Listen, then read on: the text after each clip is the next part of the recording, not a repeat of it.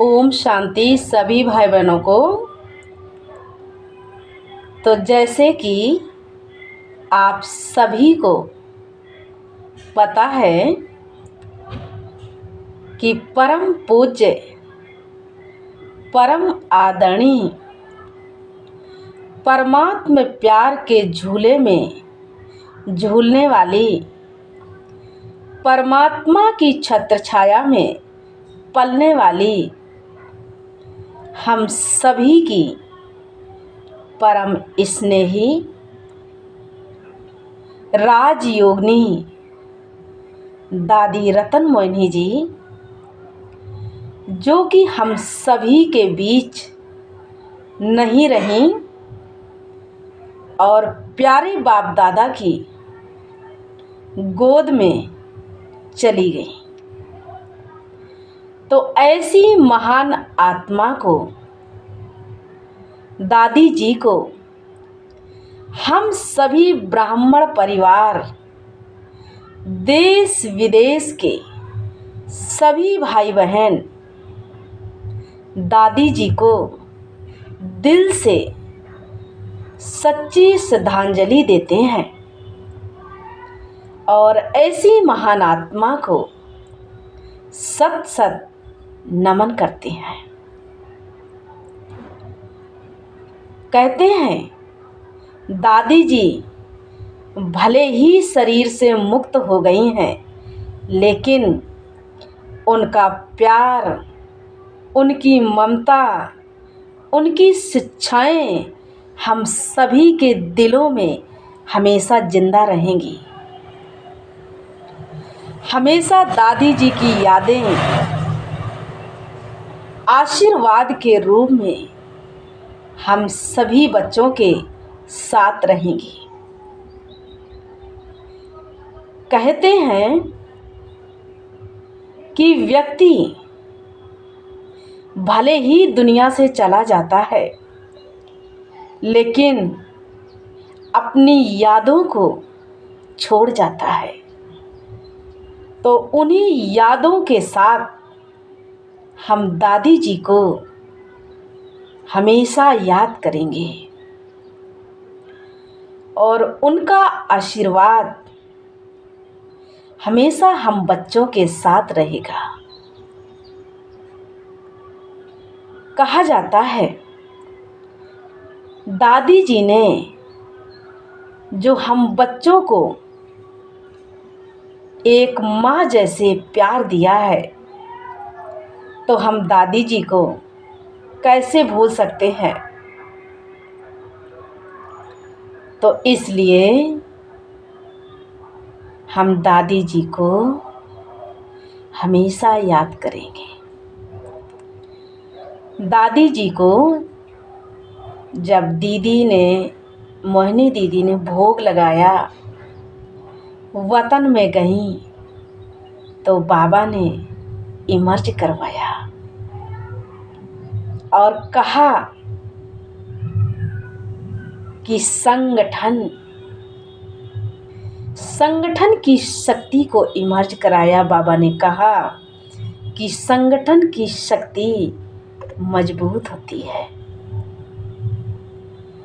जैसे गोवर्धन पर्वत श्री कृष्ण ने एक अंगुली पर उठाया था, लेकिन जब सभी ने देखा तो सभी ने सहयोग दिया था।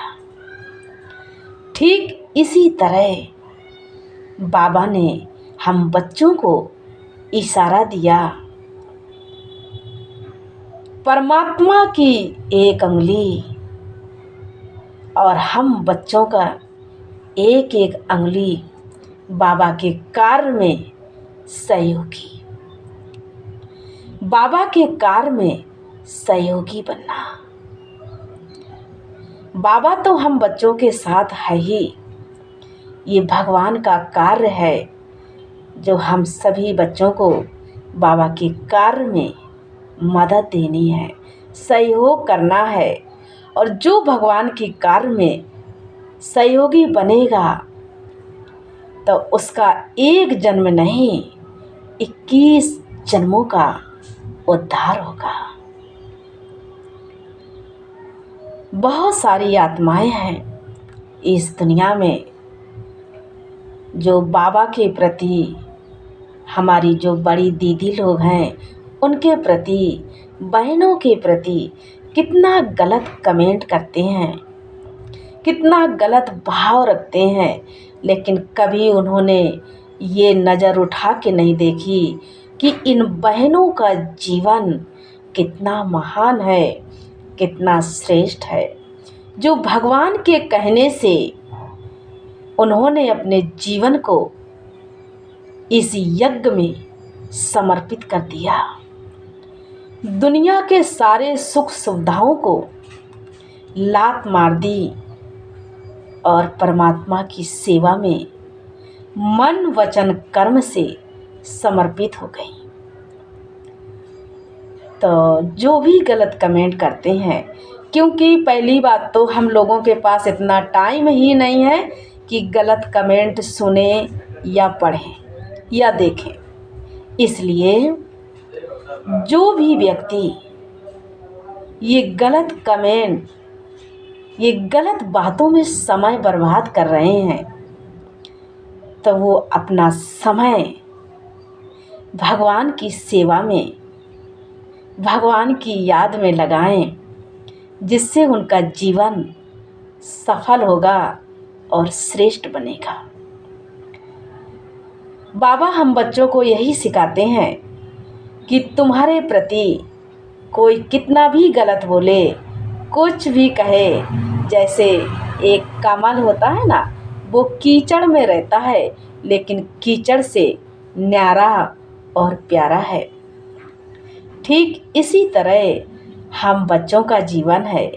बाबा ने कहा कि आपका रंग दुनिया को लग जाए, लेकिन दुनिया का रंग आपको नहीं लगना चाहिए, क्योंकि हम परमात्मा की छत्र छाया में पलने वाली महान आत्माएं हैं। हम भगवान के बच्चे हैं, कभी किसी से डरते नहीं हैं, क्योंकि हमारा साथी कौन है? एक परमात्मा है। इसलिए जो भी जिसकी जैसी सोच है, जो सोचते हैं अच्छा सोचें या बुरा सोचें, वो उनके कर्म है, वो उनके हिसाब किताब हैं, लेकिन हमें अपने कर्मों को, अपनी सोच को अच्छा बनाना है। ऐसा नहीं है कि किसी व्यक्ति ने हमें गाली दी है तो हमें भी गाली देना है, नहीं, गलत बात। गाली नहीं देना है, उसके विचारों को, जो भी उसके अंदर गलत विचार हैं, गलत भावनाएं हैं, तो हमें बाबा की याद से उसे शाबाश देनी है, ताकि उसका मन बुद्धि चेंज हो जाए, बदल जाए। और बाबा को याद करना है, बाबा की सेवा करनी है। बाबा ने हम बच्चों को यही सिखाया है कि दूसरों की बातों को दिल में नहीं लेना है, क्योंकि जो भी गलत कमेंट करते हैं, गलत सोचते हैं, उन्हें फूल समझ के ले लो। फूल तो सबको प्यारा लगता है ना, अगर हम उनको गलत समझ के लेंगे तो हमें बुरा लगेगा, टेंशन होगी, अच्छा नहीं लगेगा। इसलिए उन्हें फूल समझो। फूल तो सबका प्यारा होता है ना, इसलिए बाबा कहते हैं कि सबके प्रति अच्छी भावना रखो, अच्छी सोच रखो। हमें अपना खाता खराब नहीं करना है, जिसको करना है तो वो करे। इसलिए हम तो बाबा की सेवा में बिजी रहते हैं और बाबा की याद करते हैं। तो हम सभी बाबा के बच्चों के पास इतना टाइम ही नहीं है कि सबके प्रति क्या सोचना है, क्या नहीं सोचना है। हम तो सिर्फ बाबा और मैं और बाबा की सेवा। अच्छा, ओम शांति।